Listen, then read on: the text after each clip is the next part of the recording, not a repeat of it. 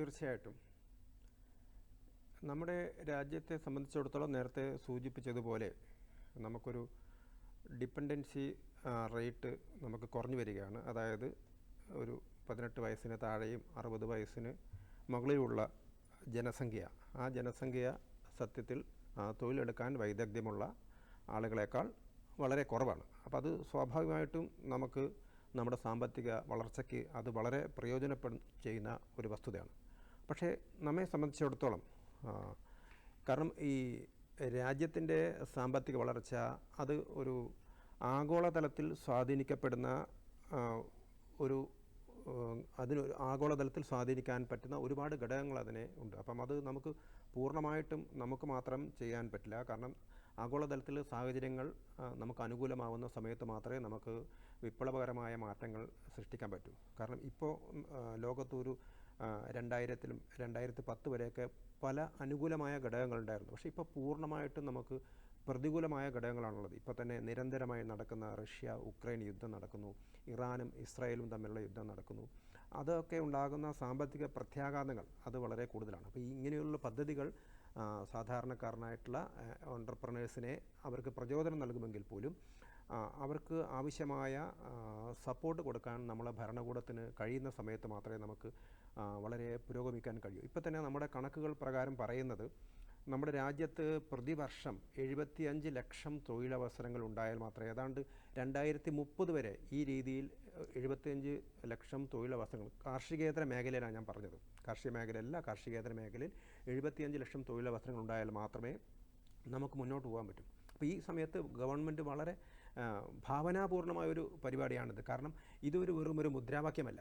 കാരണം ഇതിനു മുമ്പ് നമ്മൾ പല മുദ്രാവാക്യങ്ങളും നമ്മൾ ഗരീബി ഹഠാവോ തുടങ്ങിയ മുദ്രാവാക്യങ്ങളൊക്കെ കണ്ടിരുന്നു. പക്ഷേ ആ മുദ്രാവാക്യങ്ങളൊന്നും തന്നെ ഫലപ്രദമായില്ല. കാരണം നമുക്ക് മുദ്രാവാക്യം വിളിച്ചത് കൊണ്ട് പട്ടിണി മാറ്റാൻ പറ്റില്ല. അപ്പം ആളുകളുടെ കൈകളിൽ തൊഴിലെത്തണമെങ്കിൽ വ്യാവസായികമായ വളർച്ച നമുക്കുണ്ടാവണം. അപ്പോൾ ഇന്നത്തെ കാലഘട്ടത്തിനനുസരിച്ച്, കാരണം ഞാൻ നേരത്തെ സൂചിപ്പിച്ചതുപോലെ തന്നെ നമ്മുടെ രാജ്യത്തിൻ്റെ വികസനത്തെ സ്വാധീനിക്കുന്ന അനവധി അന്തർദേശീയമായ ഘടകങ്ങളുണ്ട്.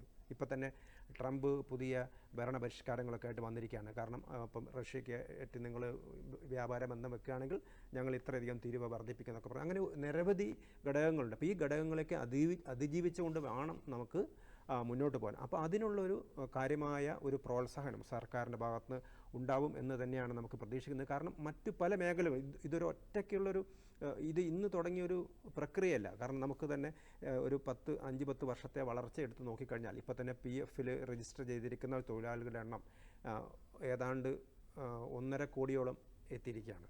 അപ്പോൾ അത് ഏതാണ്ട് ഒരു ഡബിളാണ് ഒരു 10 വർഷത്തിനുള്ളിൽ ഉണ്ടായിരിക്കുന്ന വളർച്ച എന്ന് പറഞ്ഞാൽ. അപ്പോൾ അതിനനുസരിച്ച് ഫോർമലായിട്ടുള്ള തൊഴിൽ മേഖല, ആ ഫോർമലായിട്ടുള്ള തൊഴിൽ മേഖലയിലേക്ക് ആളുകൾ കൂടുതൽ കടന്നു വരുന്നു, അല്ലെങ്കിൽ അവർക്ക് തൊഴിൽ നൽകാൻ നമുക്ക് സാധിക്കുന്നു എന്നുള്ളതാണ് ഒരു പ്രധാനപ്പെട്ട കാര്യം. അപ്പം ഇങ്ങനെയുള്ള ചില പരിപാടികൾ ആളുകളെ പ്രചോദിപ്പിക്കാനും അവർക്ക് പ്രോത്സാഹനം നൽകാനും ഉതകുന്നു എന്നുള്ളത് വളരെ വ്യക്തമാണ്. അതിനനുസരിച്ച് കുറച്ചുകൂടി ഗവൺമെൻറ് നിരവധി പദ്ധതികൾ ഗവൺമെൻറ് ആവിഷ്കരിച്ചിട്ടുണ്ട്. ഇപ്പോൾ ഉദാഹരണത്തിന് സ്കിൽ ഡെവലപ്മെൻ്റ് ആണെങ്കിൽ, അതേപോലെ തന്നെ ആളുകൾക്ക് നിക്ഷേപങ്ങളിൽ അവരെ സഹായിക്കാൻ ലോൺ കൊടുക്കാൻ വേണ്ടിയിട്ടാണെങ്കിൽ, അങ്ങനെയുള്ള ഒരു വ്യവസായ സംരംഭകന് അനുകൂലമായ നിരവധി ഘടകങ്ങളുണ്ട്. നിക്ഷേപം മാത്രമല്ല, വ്യവസായ വളർച്ചയ്ക്ക് അനുകൂലമായ ഘടകങ്ങളുണ്ട്. അപ്പം അങ്ങനെ ഒരു ഓൺട്രപ്രണർഷിപ്പോട് കൂടി തന്നെ ആളുകൾ വ്യാവസായിക മേഖലയിലേക്ക് കടന്നു വന്നാൽ മാത്രമേ നമുക്ക് തൊഴിൽ ഉണ്ടാക്കിയെടുക്കാൻ പറ്റും. കാരണം അപ്പം 75 ലക്ഷം പേർക്ക് തൊഴിൽ നൽകുക എന്ന് പറയുന്നത് അതൊരു ഉട്ടോപ്യൻ സങ്കല്പമല്ല. പക്ഷേ അതൊരു കടുത്ത വെല്ലുവിളി ഉള്ളൊരു സംഭവം കൂടിയാണ്. കാരണം ഇപ്പോൾ ഇവിടെ നമുക്ക് വേണമെങ്കിൽ ഏതൊരു വിഷയത്തെയും നമുക്ക് 2 രീതിയിൽ സമീപിക്കാൻ പറ്റും. കാരണം സർക്കാർ എടുക്കുന്ന തീരുമാനങ്ങളെ വളരെ പോസിറ്റീവായിട്ട് കാണാൻ പറ്റും, സർക്കാർ എടുക്കുന്ന തീരുമാനത്തെ നമുക്ക് ക്രിട്ടിക്കലായിട്ട് കാണാൻ പറ്റും. ഇപ്പോൾ ഉദാഹരണത്തിന് തൊഴിൽ ഉണ്ടാക്കാൻ പറ്റാത്ത മേഖലയിൽ ആളുകളോട് നിങ്ങൾ ഇത്രയധികം രൂപ നിങ്ങൾക്ക് തരാം എന്ന് തൊഴിൽ സംരംഭകനോട് അല്ലെങ്കിൽ തൊഴിലുടമയോട് പറഞ്ഞതുകൊണ്ട് മാത്രം അയാൾക്ക് തൊഴിലാളികളെ എടുക്കാൻ പറ്റുമോ എന്നൊരു ചോദ്യം ചോദിക്കാം. അപ്പം അവിടെ നമുക്ക് പറയാനുള്ളത് അനുകൂലമായ ഘടകങ്ങൾ വളർത്തിയെടുക്കുന്നതിൽ സർക്കാരിന് ഒരുപാട് കാര്യങ്ങൾ ചെയ്യാൻ പറ്റും. അപ്പോൾ ഇന്ന് ഒരുപാട് മേഖലകളിൽ അതിൻ്റെ ദൃഷ്ടാന്തം നമുക്ക് കാണാൻ പറ്റും. ഇപ്പോൾ ഉദാഹരണത്തിന് തന്നെ ഡയറക്റ്റ് ബെനിഫിറ്റ് ട്രാൻസ്ഫർ പോലെയുള്ള പരിപാടികളിലൂടെ ആളുകളുടെ കയ്യിലേക്ക് പണം വരുന്നുണ്ട്. അതേപോലെ തന്നെ ജനനിധി പിന്നെ ബാങ്ക് അക്കൗണ്ടുകൾ തുടങ്ങാൻ സഹായിക്കുന്നുണ്ട്. ആളുകൾക്ക് ലോണുകൾ കൊടുക്കാനുള്ള നിരവധി പദ്ധതികൾ, പ്രത്യേകിച്ച് സ്ത്രീകൾക്ക് ഈ മേഖലയിലേക്ക് കടന്നു വരാനുള്ള ഒരുപാട് കോപ്പറേറ്റീവ് സൊസൈറ്റികളായിട്ട് വരുന്ന ആളുകൾക്ക് നിരവധി പദ്ധതികൾ. ആ പദ്ധതികൾ പലതും പെട്ടെന്ന് നമുക്ക് പറയുമ്പോൾ ഒരു ഹിന്ദി ആഭിമുഖ്യമുള്ള പേരുകളായിരിക്കാം, എങ്കിൽ പോലും നമ്മുടെ മനസ്സിൽ വളരെ സൂക്ഷ്മമായിട്ട് നോക്കുകയാണെങ്കിൽ നിരവധി പദ്ധതികൾ ഈ രാജ്യത്തെ സാധാരണക്കാരനെ വളർത്തിക്കൊണ്ടുവരാൻ പറ്റുന്ന രീതിയിൽ, അല്ലെങ്കിൽ യുവാക്കൾക്ക് തൊഴിലവസരം ഉണ്ടാക്കി കൊടുക്കാൻ പറ്റുന്ന രീതിയിൽ സർക്കാർ ആവിഷ്കരിക്കുന്നുണ്ട് എന്നുള്ളത്. ഞാനത് വേണമെങ്കിൽ അടുത്ത ഘട്ടത്തിൽ അതിനെക്കുറിച്ച് വേണമെങ്കിൽ വിശദമായി സംസാരിക്കാൻ പറ്റും. അപ്പോൾ ഇങ്ങനെ ഒരു അനുകൂലമായ അന്തരീക്ഷം ഉണ്ടാക്കിയെടുക്കുക എന്നുള്ളതാണ്. കാരണം ഒരു സപ്പോർട്ട് ഗവൺമെൻറ്റിൻ്റെ അതായത് സംരംഭകന് എല്ലാവിധ സപ്പോർട്ടും നൽകുക എന്നുള്ളതാണ് ഇതിനകത്ത് ഉദ്ദേശിക്കുന്നത്. കാരണം നമ്മുടെ മുമ്പിൽ നേരത്തെ പറഞ്ഞതുപോലെ വലിയൊരു വെല്ലുവിളിയാണ് നമ്മുടെ മുമ്പിലുള്ളത്. കാരണം നമുക്ക് അനുകൂലമായ ഘടകമാണ്, അത് പ്രതികൂലമായിട്ട് മാറാം. കാരണം ലക്ഷക്കണക്കിന് യുവാക്കൾ, ആ വിദ്യാസമ്പന്നരായ യുവാക്കൾ, അപ്പോൾ അവരുടെ കൈകളിലേക്ക് തൊഴിൽ എത്തിയില്ലെങ്കിൽ അത് പ്രതിക്രിയാത്മകമായിട്ട് മാറുകയും ചെയ്യും. അപ്പോൾ നമുക്ക് അനുകൂലമായ ഘടകമാണ്. കാരണം നമ്മുടെ ഡെമോഗ്രാഫിക് ഡിവിഡൻ എന്ന് പറയുന്നത് വളരെ അനുകൂലമായ ഘടകമാണ്. പക്ഷേ അതിനെ നമുക്ക് വേണ്ട രീതിയിൽ പ്രയോജനപ്പെടുത്താൻ കഴിഞ്ഞാൽ മാത്രമേ നമുക്ക് രാജ്യത്തിന് മുന്നോട്ട് പോകാൻ പറ്റൂ. പ്രത്യേകിച്ച് അനുകൂലമല്ലാത്ത പരിതസ്ഥിതിയാണ്.